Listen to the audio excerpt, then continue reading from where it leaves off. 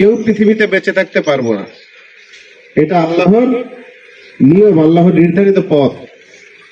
পবিত্র কোরআনকে আমরা অস্বীকার করতে পারি কেউ কেউ, কিন্তু কোরআনের সব কথাগুলি মিথ্যা বললেও কুল্লু নাফসিন যায়কাতুল মউত, প্রত্যেকটা প্রাণীকেই মৃত্যুবরণ করতে হবে, এটা আমরা অস্বীকার করতে পারি না, সুযোগ নাই কোনো, মৃত্যুবরণ করতে হবে।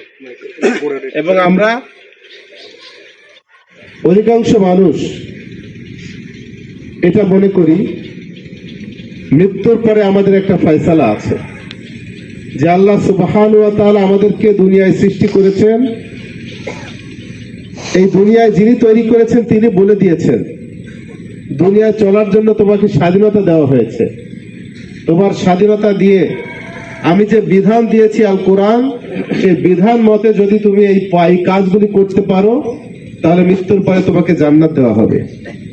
আর যদি এই কাজগুলি না করে অন্য কাজ করো তোমার মন মতো করে, তোমার জীবন তুমি ইচ্ছা মতো পরিচালিত করো, তাহলে তোমার জন্য আখিরাতে জাহান্নামের ভয় রয়েছে, জাহান্নামের আযাব রয়েছে।